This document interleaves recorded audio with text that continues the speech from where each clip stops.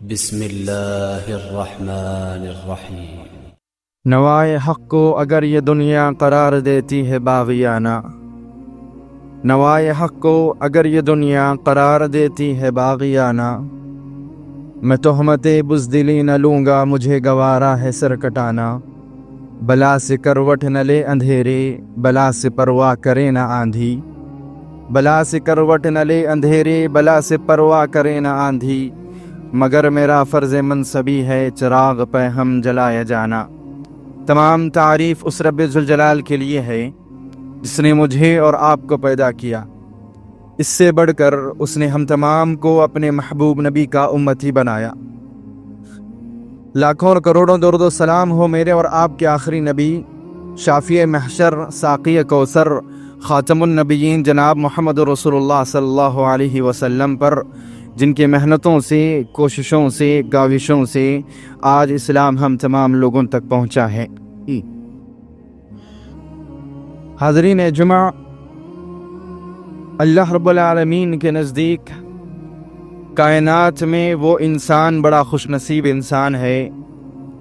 جو انسان اسلام میں داخل ہوتا ہے، اسلام کو سمجھتا ہے، اسلام پر عمل پیرا ہو جاتا ہے۔ لیکن یہ بات بھی یاد رکھیے کہ اس انسان سے بڑھ کر،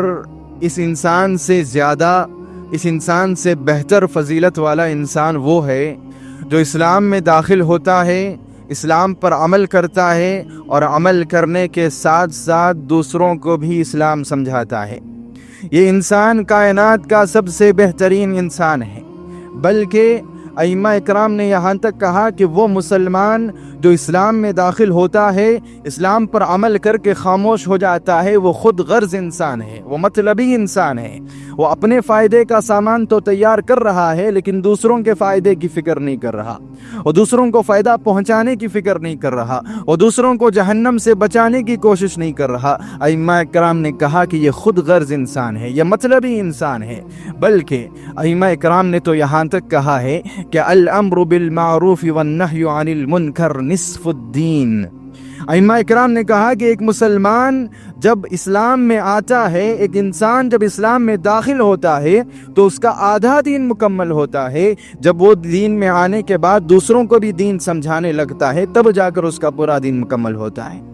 یہ اسلامی تعلیمات کا نچوڑ ہے، قرآن اور حدیث کا مطلب ہے کہ انسان جب اسلام میں آتا ہے تو مکمل دین پر نہیں آتا، بالخصوص نبی کریم صلی اللہ علیہ وسلم کا ماننے والا امت محمدیہ کا انسان جب اسلام میں آتا ہے تو مکمل دین پر نہیں آتا، بلکہ جب اسلام میں آنے کے بعد دوسروں کو بھی اسلام سمجھاتا ہے، تب جا کر مکمل دین میں آتا ہے۔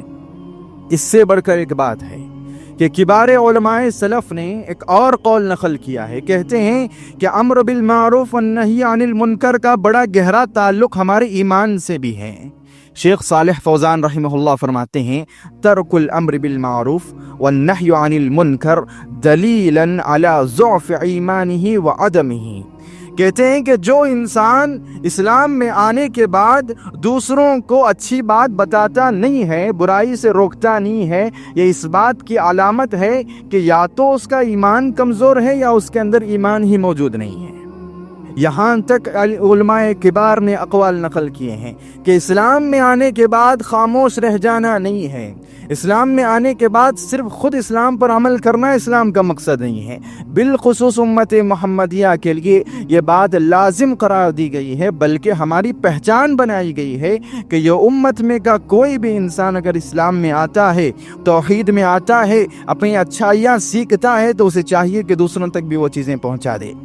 دوسروں کو بھی اچھائی کی طرف لانے کی کوشش کرے، برائی سے روکنے کی کوشش کرے۔ نبی کریم صلی اللہ علیہ وسلم نے ارشاد فرمایا، ترمذی حدیث نمبر 3001، نبی کریم صلی اللہ علیہ وسلم سورہ آل عمران آیت نمبر 110 تلاوت فرما رہے تھے۔ اللہ تعالیٰ اس میں کہتا ہے کنتم خیر امہ،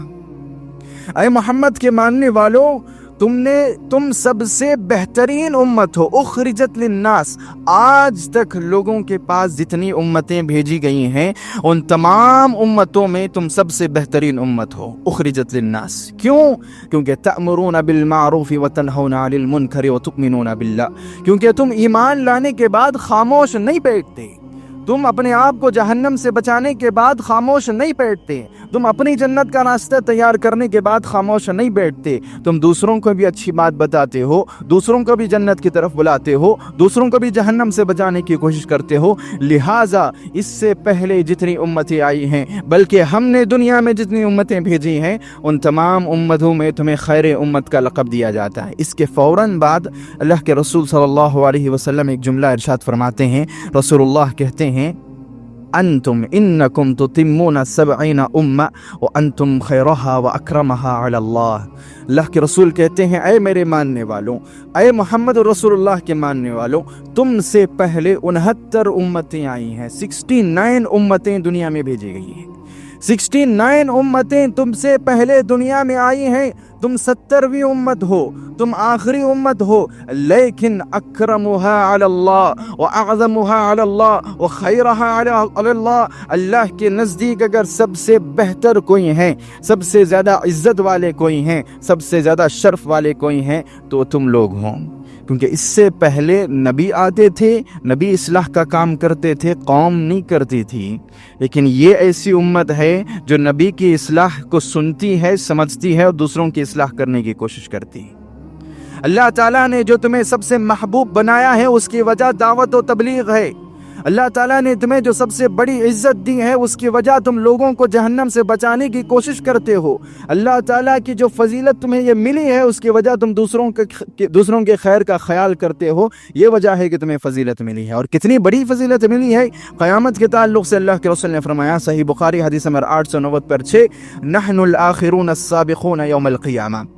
ہاں ہم دنیا میں سب سے آخر میں آئے ہیں، ہم سے پہلے 60 پر 9 امتیں دنیا میں آ چکی ہیں، اللہ نے ہمیں سب سے آخر میں رکھا ہے، لیکن لوگوں یاد رکھنا یہ آخری میں اللہ نے جو تمہیں رکھا ہے اس کا معاملہ دنیا تک ہے، جب دنیا ختم ہو جائے گی، قیامت قائم ہو جائے گی، سب سے پہلی امت تمہیں شمار کیا جائے گا، سب سے پہلا حساب تمہارا لیا جائے گا، سب سے پہلے جنت میں تمہیں داخل کیا جائے گا۔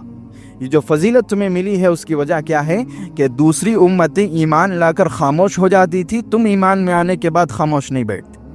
تم ایمان میں آنے کے بعد خود کو جہنم سے بچانے کے بعد خاموش نہیں بیٹھتے۔ تو لہذا اس دنیا کائنات میں کوئی انسان واقعتاً اسلام پر باقی رہنا چاہتا ہے، اسلام پر عمل کرنا چاہتا ہے، تو اسے اپنی زندگی کو سدھارنے کے ساتھ ساتھ دوسروں کو بھی اچھائی کا حکم دینا ہے اور برائی سے روکتے رہنا ہے۔ اور یہ جو آیت ہے کنتم خیر امۃ اخرجت للناس تأمرون بالمعروف وتنہون عن المنکر، یہ آیت ہمیں بتاتی ہے کہ ہمیں دنیا میں گھروں میں بیٹھے رہنے کے لیے نہیں بھیجا گیا ہے،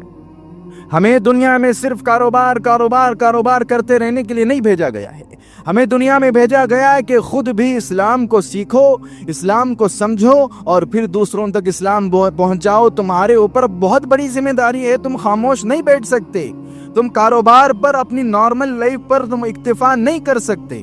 تم صرف اپنی زندگی سنوار کر خاموش نہیں بیٹھ سکتے۔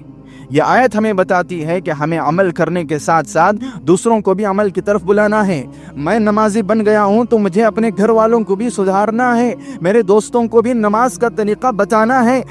میں نے عقیدہ سیکھا ہے تو دوسروں کو بھی عقیدہ بتانا ہے۔ میں دنیا میں خاموش نہیں بیٹھ سکتا، ہم دنیا میں خاموش نہیں بیٹھ سکتے، ہم دنیا میں صرف عمل کر کے زندگی گزار کر نہیں جا سکتے۔ ہمارے اوپر ایک اور بڑی ذمہ داری ہے کہ جب بھی موقع ملے دوسرے انسان کی اصلاح کی کوشش کریں۔ اور اگر ذرا غور کریں تو ایک بہت پتے کی بات، بہت فضیلت کی بات ہمیں یہ سمجھ آتی ہے کہ یہ جو ذمہ داری اللہ تعالیٰ نے اس امت پر ڈال دی ہے، ایک زمانہ تھا کہ یہ ذمہ داری اللہ تعالیٰ صرف نبیوں کو دیا کرتا تھا کہ تم خاموش نہیں بیٹھ سکتے، تمہیں ہر وقت دین کا کام کرنا ہے، تمہیں ہر وقت اصلاح کرنا ہے۔ یہ جو ذمہ داری ہے، ایک زمانہ تھا جب اللہ تعالیٰ صرف انبیاء کو یہ ذمہ داری دیا کرتا تھا۔ پھر اللہ تعالیٰ نے ایک اصول بنایا، ایک قانون بنایا کہ اللہ تعالیٰ نے انبیاء کا سلسلہ ختم کر دیا، اور جو ذمہ داری اللہ تعالیٰ انبیاء اکرام کو دیا کرتا تھا وہی ذمہ داری اللہ تعالیٰ نے ہم لوگوں کے ہاتھ میں رکھ دی۔ مسئلہ یہ ہے کہ ہم آج تک سمجھ نہیں پائے کہ ہم کتنی بڑی ذمہ داری کے ساتھ جی رہے ہیں،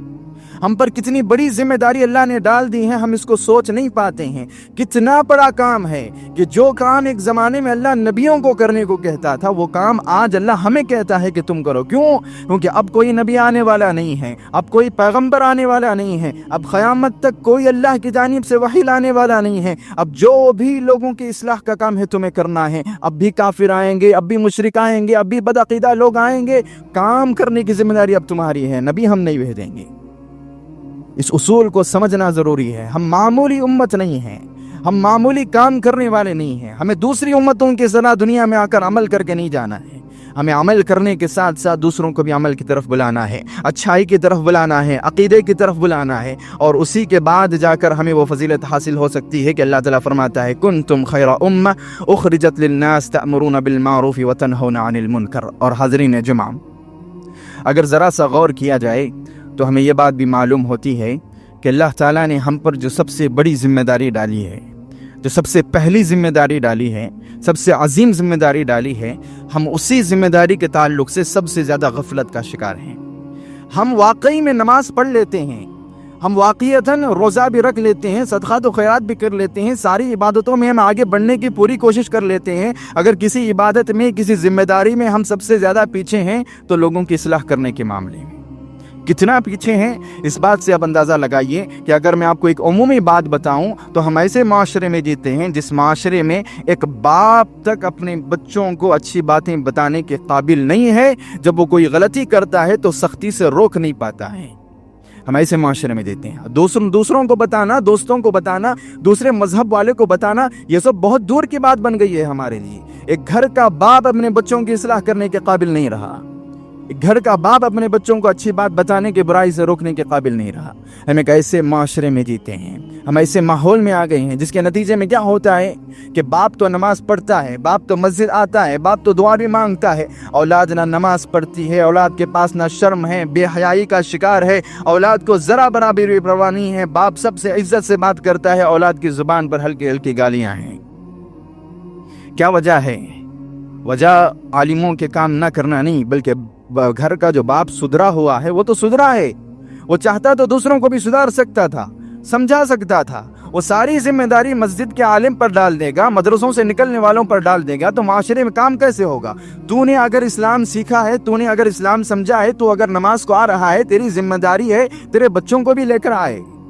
تیری ذمہ داری ہے تیرے گھر والوں کو بھی جا کر پوچھے شام میں کہ نماز ادا کی ہے کہ نہیں کی ہے۔ یہ تیری ذمہ داری بنتی ہے، کیونکہ یہ ساری امت ایک ساتھ اس فریضے میں شامل ہے۔ یہ ساری امت کی ذمہ داری ہے کہ دوسروں کو دین کی طرف بلایا جائے، جس کے نتیجے میں ہوتا کیا ہے کہ ہم اپنے اولاد کی تک تربیت نہیں کرتے، اور مستقبل بگڑتا جا رہا ہے، اتنا بگڑتا جا رہا ہے کہ مستقبل میں ہمیں نظر ہی نہیں آتا کہ ہم آزادی کے ساتھ اسلام پر عمل کر سکتے ہیں۔ اس کو بگاڑنے والے ہم لوگ ہیں۔ علامہ اقبال نے کہا تھا، لہو مجھ کو رلاتی ہے جوانوں کی تن آسانی۔ جب حالات میں دیکھتا ہوں، نوجوانوں کی حرکات میں دیکھتا ہوں، تو میری آنکھوں سے آنسو نکلنے کے بجائے خون نکلنے لگتا ہے۔ اتنے برے حالات ہم نے معاشرے کے بنا کر رکھ دیے۔ الغرض حاضرین جمعہ، یہ بات آپ یاد رکھیے کہ آپ اگر سدھر گئے ہیں، سنبھل گئے ہیں، آپ کو توحید معلوم ہے، آپ کو عمل کرنے کا طریقہ معلوم ہے، آپ کی اولاد کو بتانا بہت ضروری ہے۔ اور ایک بات پوری ایمانداری کے ساتھ میں آپ کو بتاتا ہوں، پورے دعوے کے ساتھ میں آپ کو ایک بات بتاتا ہوں کہ ایک باپ اپنے بچے کو سب سے بڑی بہادری کا جو سبق دے سکتا ہے وہ کیا ہے معلوم؟ سب سے بڑی بہادری کا سبق یہ ہے کہ ایک باپ اپنے بچے سے کہے کہ بیٹے تجھے بھی سدھرنا ہے اور آگے لوگوں کو بھی سدھارتے رہنا ہے۔ اس سے بڑی بہادری والی نصیحت ایک باپ اپنے بچے کو نہیں کر سکتا۔ یہ کوئی موٹیویشنل اور جذباتی بات نہیں ہے، یہ قرآن کی بیان کردہ حقیقت ہے۔ سورہ لقمان اٹھائیے، آیت نمبر 17۔ حضرت لقمان علیہ السلام اپنے بیٹے کو بٹھا کر کہتے ہیں کہ بیٹے میں تمہیں آج سب سے زیادہ بہادری والی بات سکھاتا ہوں، سب سے بڑی بہادری والی نصیحت کرتا ہوں۔ یا بنی اقم الصلاۃ وامر بالمعروف وانہی عن المنکر واصبر علی ما اصابک ان ذلک من عزم الامور۔ اے میرے بیٹے، جو سب سے بہادری والی نصیحت ہے، دنیا میں سب سے بہادری والا کام ہے، دنیا میں سب سے زیادہ عظمت والا کام ہے، یاد رکھنا تجھے خود بھی نماز پڑھنا ہے، دوسروں کو بھی اچھائی کی طرف بلانا ہے اور برائی سے روکنا ہے، اور اگر تجھے کوئی تکلیف پہنچے تو صبر کر لینا۔ کہتے ہیں اس سے زیادہ بہادری والی نصیحت میں تجھے نہیں کر سکتا۔ کیونکہ وہ جانتے تھے اگر جواں ہوں میری قوم کے جسور و غیور، قلندری کچھ کم میری سکندری سے نہیں۔ انہیں معلوم تھا کہ اگر یہ آگے جانے والی نسل کو کم سے کم میں سدھار دوں تو یہ نسل آگے جا کر اپنا مستقبل سنوار لے گی، دوسروں کا مستقبل بھی بنائے گی۔ اور حاضرین جمعہ، یہ ہوتی ہے سب سے زیادہ اہمیت والی بات جو باپ اپنے بچوں کو سکھاتا ہے، سب سے زیادہ بہادری والی بات جو باپ اپنے بچوں کو سکھاتا ہے۔ بلکہ علماء اکرام نے یہاں تک کہا من امر بالمعروف فهو قوی ومن نہى عن المنکر فهو عزیز۔ انہوں نے کہا کہ دنیا میں سب سے طاقتور انسان وہ ہے جو دوسروں کو اچھائی کا حکم دیتا ہے، اور دنیا میں سب سے باعزت انسان وہ ہے جو لوگوں کو برائی سے روکتا ہے۔ اس میں کیا کہنا چاہتے ہیں؟ کہنا یہ چاہتے ہیں کہ کسی بھی حالت میں، کسی بھی مقام پر جو حق بات ہے اس کو بیان کرنے والا دنیا میں سب سے بہادر انسان ہے۔ کہیں بھی کھڑا ہو، کس کے ساتھ بھی کھڑا ہو،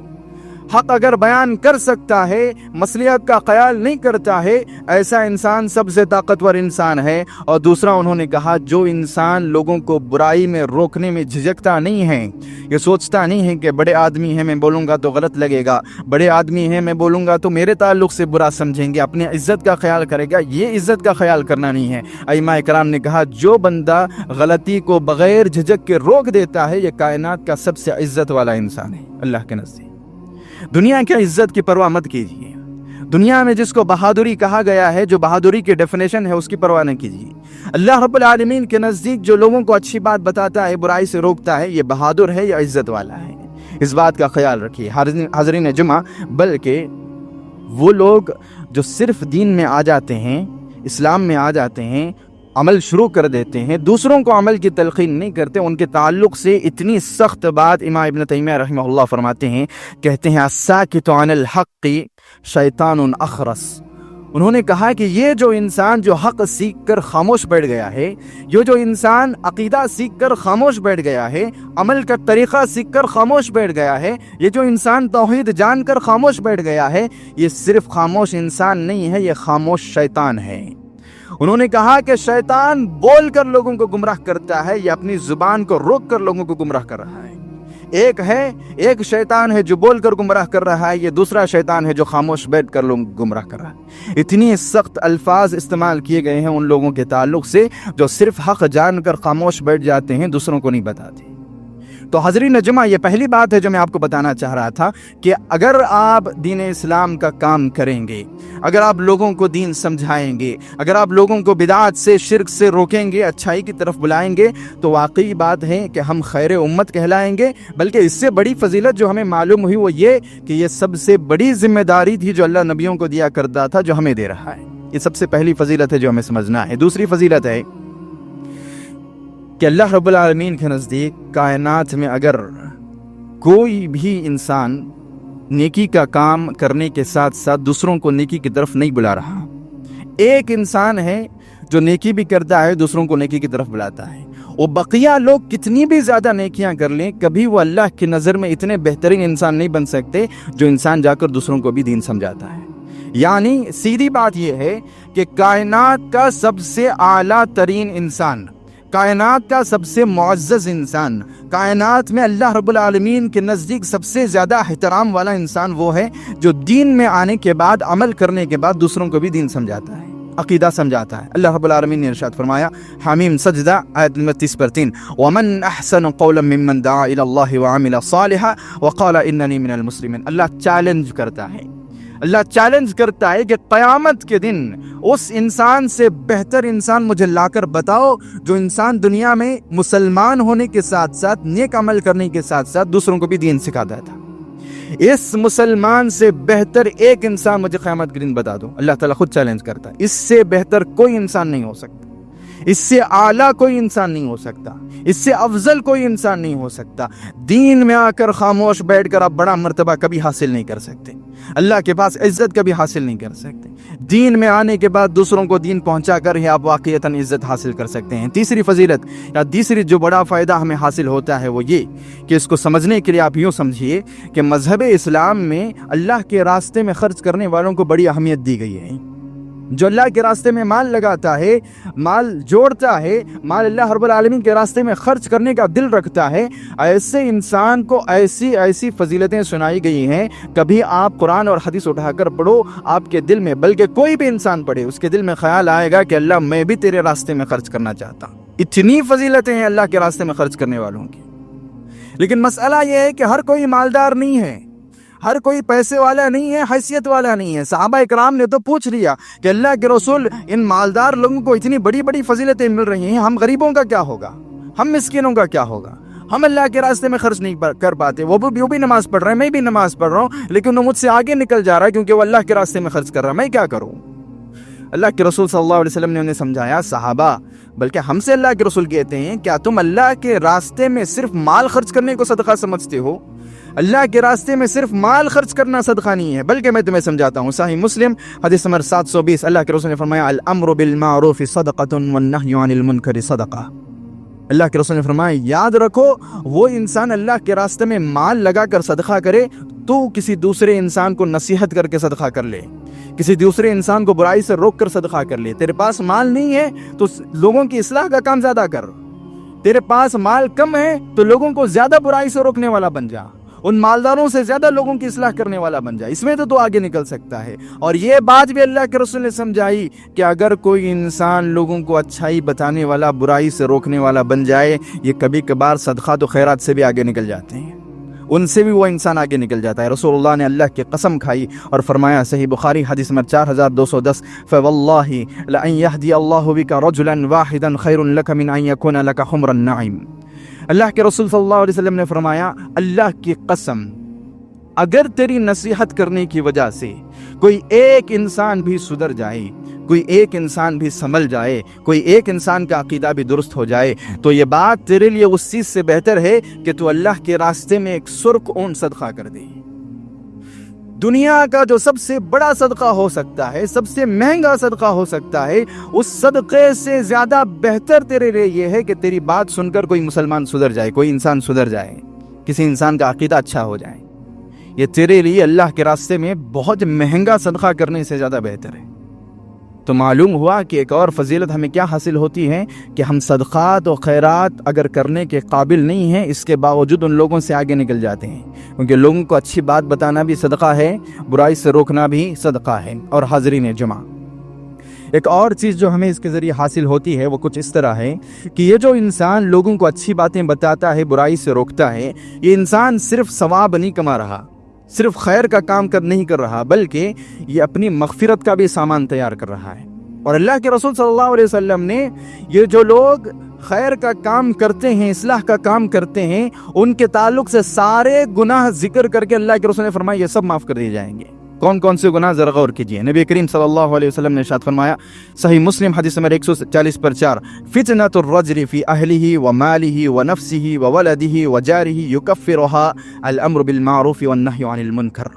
اللہ کے رسول نے فرمایا، انسان گناہ کرتا ہے، اپنے گھر والوں کے تعلق سے گناہ کرتا ہے، اپنے مال کے تعلق سے گناہ کرتا ہے، اپنی ذات کے تعلق سے گناہ کرتا ہے، اپنے اولاد کے تعلق سے گناہ کرتا ہے، اپنے دوست اور اپنے رشتہ دار اور اپنے پڑوسیوں کے تعلق سے بھی گناہ کرتا ہے. لوگوں یاد رکھنا، امر بالمعروف والنہی عن المنکر کا کام شروع کر دو، یہ سارے گناہ ایک ساتھ اللہ معاف کر دے گا. کتنے گناہ، کتنے بڑے بڑے گناہ، کتنے خطرناک گناہ. اللہ کے رسول نے فرمایا، ان تمام چیزوں کو یہ لوگوں کی اصلاح کرنے والا جو جذبہ تیرے اندر ہے یہ ختم کر دیتا ہے، مٹا دیتا ہے. تو یہاں صرف آپ اجر و ثواب نہیں کماتے، بلکہ ایسے ایسے گناہ معاف ہو جاتے ہیں جو ایک زمانے میں ہم بڑے بڑے گناہ سمجھ کر چکے تھے. اور حاضرین جمعہ، ایک اور خاصیت بلکہ ایک اور فضیلت جو ہمیں اس کے بدلے میں حاصل ہوتی ہے وہ کچھ اس طرح ہے کہ جو لوگ اللہ رب العالمین کے دین کے لیے کام کرتے ہیں، لوگوں کو اچھی بات بتاتے ہیں، برائی سے روکتے ہیں، اصلاح کا کام کرتے ہیں، ان لوگوں کو اللہ کی بڑی خاص مدد حاصل ہوتی ہے، بڑی خاص مدد حاصل ہوتی ہے. اللہ رب العالمین ارشاد فرماتا ہے سورہ محمد آیت نمبر 7، یا ایھا الذین آمنوا ان تنصروا اللہ ینصرکم ویثبت اقدامکم. اللہ فرماتا ہے، اے ایمان والو، اے وہ لوگ جو اسلام میں آ گئے ہیں. اگر ہم تمام اسلام میں آئے ہیں تو ہم تمام سے اللہ بات کر رہا ہے. اللہ کہہ رہا ہے، اے لوگوں جو اسلام میں آئے ہو، اگر تم میرے دین کی مدد کرو گے، میں تمہیں خصوصی مدد کروں گا، میں تمہاری مدد کرنے کو تیار ہوں. اور میں تمہیں اس دین پر ثابت قدم بھی کر دوں گا، جما دوں گا۔ تم دین کو دوسروں تک پہنچانا شروع کر دو، تم خود اس دین پر مضبوط ہو جاؤ گے، اور جب پریشان ہوگے تمہیں خاص مدد حاصل ہوگی، تمہارے ساتھ VIP ٹریٹمنٹ کیا جائے گا اگر تم لوگوں کی اصلاح کرنے کے جذبات رکھتے ہو۔ اور ہمیں یہ بات معلوم ہے کہ سارے مفسرین نے کہا ہے کہ یہاں جو اللہ تعالیٰ دین کی مدد کہہ رہا ہے، اس سے مراد یہ ہے کہ کوئی انسان جائے دوسرے انسان کو اچھی بات بتائے اور برائی سے روکے۔ اور وعدہ کیا ہے کہ اللہ وعدہ کرتا ہے کہ میں تمہاری مدد کروں گا، اور ہمیں یہ بات بھی معلوم ہے کہ جب اللہ تعالیٰ کسی کی مدد کرنے کا وعدہ کرتا ہے تو کیسے وعدہ کرتا ہے، اس کو پورا کیسے کرتا ہے۔ ایک مثال پھر بھی میں آپ کو سمجھا دیتا ہوں۔ طبرانی کی روایت ہے، حدیث نمبر 890/9، بڑی خوبصورت مثال ہے، بڑا خوبصورت واقعہ ہے۔ حضرت ابو امامہ باہلی رضی اللہ تعالی عنہ کہتے ہیں کہ میں اسلام قبول کرتا ہوں، میں اسلام میں آتا ہوں، اور میں ارادہ کرتا ہوں کہ میں اپنے قبیلے والوں کے پاس جاؤں اور انہیں بھی اسلام سمجھاؤں۔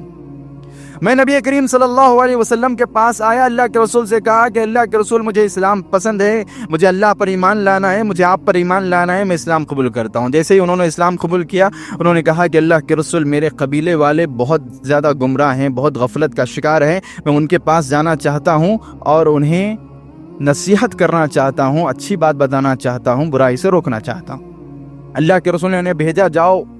حضرت ابو امامہ باہلی رضی اللہ تعالیٰ عنہ آئے اور دیکھا کہ اس وقت قبیلے میں کھانے کا وقت تھا، سارے لوگ دسترخوان پر بیٹھے ہوئے تھے ان کے قبیلے کے، اور جیسے ہی حضرت ابو امامہ باہلی رضی اللہ تعالیٰ عنہ آئے، انہیں معلوم نہیں تھا کہ وہ اسلام میں آ گئے ہیں، اور وہ لوگ آئے، حضرت ابو امامہ باہلی کو بلایا، بڑے عزت کے ساتھ انہیں کرسی پر بٹھا دیا کہ بیٹھو ہمارے ساتھ کھانا کھاؤ۔ ان کے سامنے کھانا بھی رکھ دیا گیا۔ تو حضرت ابو امامہ باہلی رضی اللہ تعالیٰ عنہ کہتے ہیں کہ یأکلون دمن، میں نے دیکھا کہ لوگ خون کھا رہے ہیں، خون کو سوکھا کر کے کھا رہے ہیں۔ میں نے جیسے ہی دسترخوان پر خون دیکھا، میں اٹھ کر کھڑا ہو گیا۔ میں نے کہا لوگوں، آج میں تمہارے پاس تمہارے ساتھ بیٹھ کر کھانا کھانے کے لیے نہیں آیا، میں آج تمہارے ساتھ بیٹھ کر یہ جو مزیدار کھانے تم نے تیار کیے ہیں اس کے مزے لینے کے لیے نہیں آیا ہوں۔ آج میں جو آیا ہوں، میں بیٹھا، میں نے دیکھا کہ واقعتاً وہ غلطی تم آج بھی کر رہے ہو جو پہلے کرتے تھے، میں نے دیکھا کہ ہاں تم کر رہے ہو، تم آج بھی خون کھا رہے ہو، لہٰذا میں اعلان کرتا ہوں کہ میں تمہیں اس غلطی سے روکنے کے لیے آیا ہوں، ورنہ میں یہاں نہیں آنا چاہ رہا تھا۔ میں اس وجہ سے یہاں آیا ہوں کہ سارے دوسرے قبیلوں کے مقابلے میں میرا قبیلہ زیادہ بگڑا ہوا ہے، خون کوئی دوسرا نہیں کھاتا ہے، تم خون بھی کھاتے ہو۔ میں نے سوچا کہ میں تمہاری اصلاح کروں، میں آیا ہوں، میں آج تمہیں کہتا ہوں یہ چیز حرام ہے، یہ نہیں کھا سکتے، یہ نقصان دہ ہے، اس کو نہیں کھا سکتے۔ لوگ بھڑک گئے، فکذبونی وزبرونی، حضرت ابو امامہ باہلی کہتے ہیں لوگ کھڑے ہو گئے، مجھ پر چلانے لگے، ڈانٹنے لگے، میرا انکار کرنے لگے، بلکہ مجھے جان سے مارنے کی دھمکی بھی دینے لگے۔ حضرت ابو امامہ باہلی رضی اللہ تعالیٰ عنہ کہتے ہیں میں بڑا لمبا سفر کر کے وہاں تک آیا تھا، میں بہت زیادہ بھوکا تھا، بہت زیادہ پیاسا تھا، میں لوگوں سے بات کر رہا تھا اور میں نڈھال ہو رہا تھا، میری طاقت ختم ہو رہی تھی، میری زبان سوکھ رہی تھی، میرے اندر طاقت بھی نہیں تھی بات کرنے کی، میں لمبا سفر کر کے آیا تھا، لہذا میں نے لوگوں سے کہا فقلت لهم ائتونی بشیء من ماء فانی شدید العطش، انہوں نے کہا لوگوں مجھے کم سے کم تھوڑا پہلے پانی پلا دو، میں تم سے بات کروں گا، مجھے تھوڑا سا پانی پلا دو، میں بہت زیادہ پیاسا ہوں۔ لوگوں نے کہا لا، ہم تمہیں پانی نہیں دیں گے، ولیکن ندعو تموت عطشا، بلکہ ہم تو چاہتے ہیں کہ تو آج بھوکا پیاسا ہماری نظروں کے سامنے مر جائے، تو ہمارے باپ داداؤں کا دین چھوڑ کر نکلا ہے، تو ہمیں نصیحت کرنے والا بن گیا ہے، ہم آج دیکھنا چاہتے ہیں کہ تو بھوکا پیاسا مر جائے، تجھے ہم کھانا نہیں دیں گے۔ حضرت ابو امامہ باہلی رضی اللہ تعالیٰ عنہ کسی طرح وہاں سے اٹھے اور نکلے، تھوڑا باہر آئے، اور بہت زیادہ جب طبیعت ان کی خراب ہونے لگی، انہوں نے اپنا امامہ نکالا، زمین پر رکھا اور اس پر سو گئے، انہیں ایسا لگتا تھا کہ اب میری جان نکل جائے گی۔ حضرت ابو امامہ باہلی رضی اللہ تعالیٰ عنہ فرماتے ہیں فَأُتِيتُ فِي مَنَامِي بِشُرْبَةٍ مِّن لَبَنٍ لَمْ يَرَ النَّاسَ عَلَذُّ مِنْهُ، حضرت ابو امامہ باہلی رضی اللہ تعالیٰ عنہ کو نیند لگ گئی اور انہوں نے خواب دیکھا، خواب میں انہوں نے دیکھا کہ ان کے سامنے ایک دودھ کا برتن رکھا گیا ہے اور وہ اس کو اٹھا کر پینے لگے۔ کہتے ہیں اللہ کی قسم کھا کر میں کہتا ہوں لوگوں نے اس سے مزیدار دودھ نہیں پیا ہوگا، میں نے وہ دودھ پیا، خواب میں پی رہے ہیں، میں نے وہ دودھ پیا اور پی کر میں سو رہا تھا کہ اتنے میں چند میرے قبیلے کے اچھے لوگ میرے پاس آئے، انہوں نے آ کر کہا کہ لوگوں، یہ جو ابو امامہ باہلی ہے یہ بڑے اچھے خاندان کا انسان ہے، شرف والا ہے، اس سے جو تمہارا عقیدے کا اختلاف ہے وہ رکھو، لیکن یہ مر جائے گا، اس کو کھانا دے دو۔ حضرت ابو امامہ باہلی رضی اللہ تعالیٰ عنہ اٹھے، انہوں نے کہا قلت لا حاجۃ لی فی طعامکم وشرابکم فإن اللہ قد اطعمنی وسقانی فانظروا الی الحال التي انا علی فاریتهم بطنی۔ حضرت ابو امامہ باہلی رضی اللہ تعالیٰ عنہ کہتے ہیں اللہ کی قسم اب مجھے نہ تمہارے کھانے کی ضرورت ہے نہ تمہارے پینے کی ضرورت ہے۔ انہوں نے کرتا اٹھایا اور بتایا دیکھو میرا پیٹ، ان کا پیٹ مکمل طور پر بھرا ہوا تھا، بلکہ حدیث میں آتا ہے کہ پیٹ موٹا ہو گیا تھا۔ حضرت ابو امامہ باہلی نے کہا میرے پیٹ میں کچھ کھانے کی طاقت ہی نہیں بچی، مجھے تمہارے کھانے کی پینے کی ضرورت ہی نہیں ہے۔ فنظروا، ان لوگوں نے دیکھا کہ اتنا عجیب معجزہ ہوا ہے، فآمنوا بی وبما جئت به من عند رسول اللہ صلی اللہ علیہ وسلم، اور آگے کہتے ہیں واسلموا عن آخرہم، تو وہاں جتنے لوگ کھڑے ہوئے تھے سب لوگ مجھ پر ایمان لائے، رسول اللہ پر ایمان لائے، اور بلکہ میرے قبیلے کا ہر انسان اللہ کے رسول صلی اللہ علیہ وسلم پر ایمان لاتا ہے۔ بتانا بس مقصود یہ ہے کہ حضرت ابو امامہ باہلی رضی اللہ تعالیٰ عنہ دین کی مدد کر رہے تھے، جب ان کو مدد کی ضرورت پڑی تو اللہ نے کچھ نہیں دیکھا، اللہ نے یہ نہیں دیکھا کہ بازو میں درخت ہے کہ نہیں ہے، کوئی انسان ہے جو انہیں کھلا سکتا ہے کہ نہیں، اللہ تعالیٰ نے انہیں ایسے کھلا دیا جیسے اللہ انبیاء کو کھلایا کرتا تھا۔ انبیاء کو اللہ ایسے ہی کھلا دیتا ہے، نبیوں کو اللہ ایسے ہی پیٹ بھر دیتا ہے۔ حضرت ابو امامہ باہلی رضی اللہ تعالیٰ عنہ خواب میں کوئی چیز پیتے ہیں اور ان کا پیٹ بھر جاتا ہے۔ بتانا مقصود یہ ہے کہ جب آپ دین کا کام کرتے ہیں، آپ کو جب مدد کی ضرورت پڑتی ہے، اللہ تعالیٰ سہارے کی بھی پرواہ نہیں کرتا، ذرائع کی بھی پرواہ نہیں کرتا، ڈائریکٹ اللہ تعالیٰ آپ کی مدد کر دیتا ہے۔ لہذا اللہ نے فرمایا ان تنصروا اللہ ینصرکم، جب تم اللہ کے دین کی مدد کرو گے اللہ تمہیں خاص مدد عطا فرمائے گا۔ اسی سے ملتی جلتی ایک اور فضیلت ہے جو ہمیں حاصل ہوتی ہے، وہ کیا ہے؟ سورہ توبہ آیت نمبر 70 میں اللہ تعالیٰ ارشاد فرماتا ہے المؤمنون والمؤمنات بعضهم اولیاء بعض یأمرون بالمعروف وینہون عن المنکر ویقیمون الصلاة ویؤتون الزکاة ویطیعون اللہ ورسولہ اولئک سیرحمهم اللہ ان اللہ عزیز حکیم۔ اللہ فرماتا ہے جو بندہ واقعی مومن ہے، جو عورت واقعی مومنہ ہے، ان کی صفت یہ ہوتی ہے کہ نمازیں پڑھنے کے ساتھ ساتھ، روزے رکھنے کے ساتھ ساتھ، زکوٰۃ دینے کے ساتھ ساتھ یہ آپس میں ایک دوسرے کو ہمیشہ اچھائی کا حکم دیتے ہیں، برائی سے روکتے ہیں۔ سیرحمہم اللہ، عربی زبان میں سین استعمال کیا جاتا ہے ان قریب کے لیے، بہت جلد کے لیے،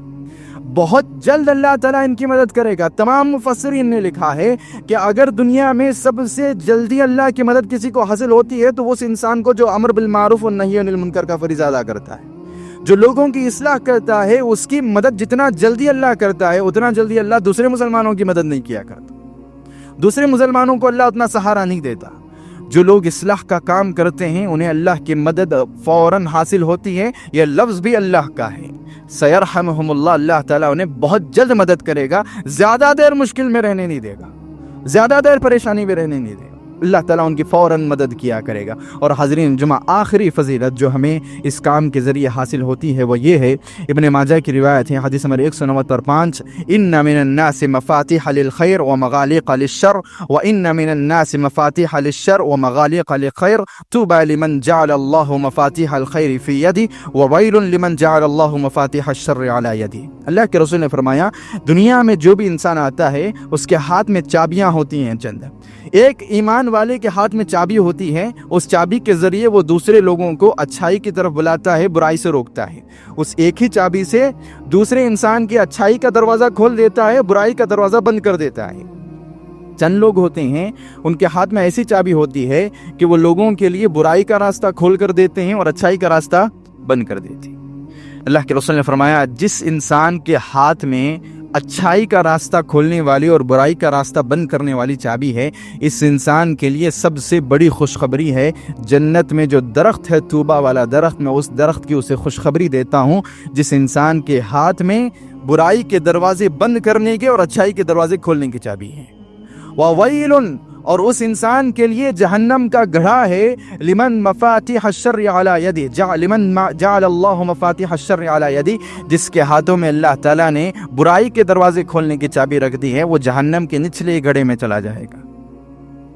تو حاضرین جمعہ، ایک آخری فضیلت ہمیں کیا حاصل ہوتی ہے کہ اگر ہم لوگوں کو اچھائی بتانے والے، برائی سے روکنے والے بن جائے تو ہم دنیا سے ہماری جنت ہمارے ہاتھوں میں لے کر جاتے ہیں،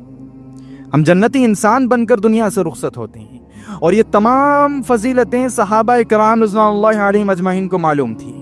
انہیں معلوم تھا کہ اسلام میں آنے کے بعد اگر سب سے اہم کام کوئی ہے تو دوسروں کو اچھائی کا حکم دینا، برائی سے روکنا۔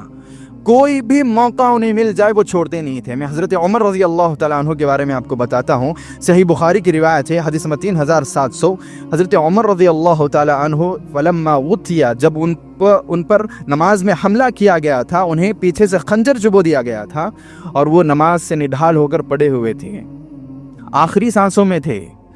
وجاء الناس، اور لوگ آنے لگے، انہیں دیکھنے لگے، ان کی زیارت کرنے لگے۔ حضرت عمر آخری لمحات میں ہیں اور آ کر حضرت عمر کو چند لوگ آ رہے ہیں، نصیحت کر رہے ہیں، چند لوگ آ رہے ہیں حضرت عمر کو تسلی دے رہے ہیں، تمام لوگ آ کر حضرت عمر رضی اللہ تعالیٰ عنہ سے بات کر رہے ہیں، نکل رہے ہیں۔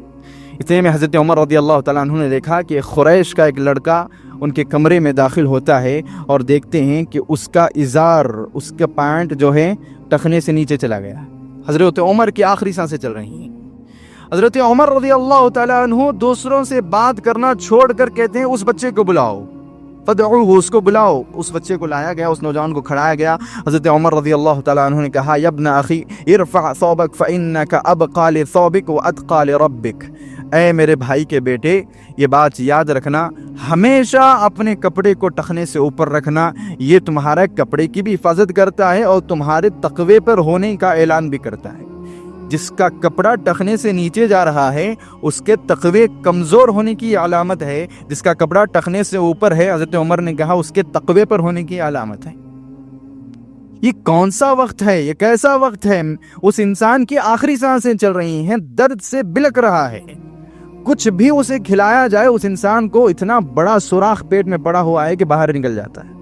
ایسی تکلیف میں انسان وہ موقع نہیں چھوڑتا جہاں اسے کوئی اچھی بات بتانے کا موقع ملتا ہے، کسی برائی سے روکنے کا موقع ملتا ہے۔ یہ جذبات ہونے چاہیے، کیونکہ انہیں معلوم تھا حضرت عمر رضی اللہ تعالیٰ عنہ، میرے اسلام میں آنے کے بعد اگر کوئی سب سے بڑا کام باقی رہ گیا ہے تو دوسرے کو اسلام سمجھانا ہے۔ میں اگر ٹخنے سے اوپر رکھتا ہوں تو میری ذمہ داری ہے کہ میں دوسروں کو بھی بتاؤں کہ ٹخنے سے اوپر کپڑا رکھنا ہے۔ میں اگر صحیح نماز پڑھتا ہوں تو مجھ پر یہ ذمہ داری ہے کہ میں دوسرے کی نماز کی بھی اصلاح کرنے کی کوشش کروں۔ میرا عقیدہ اگر درست ہو گیا ہے تو میرا دوست، میرے گھر والے، میرے بچے، ان کا عقیدہ اگر خراب ہے، ان کے عقیدے میں اگر خرابی ہے تو میری ذمہ داری بنتی ہے کہ میں ان کو بھی عقیدہ سمجھاؤں۔ یہ ہماری اصل ذمہ داری بنتی ہے، اور اس بات کی بالکل پرواہ مت کیجیے کہ آگے والا سدھرے گا کہ نہیں سدھرے گا۔ بلا سے کروٹ نہ لے اندھیرے، بلا سے پرواہ کرے نہ آندھی، مگر میرا فرض منصبی ہے چراغ پہ ہم جلائے جانا۔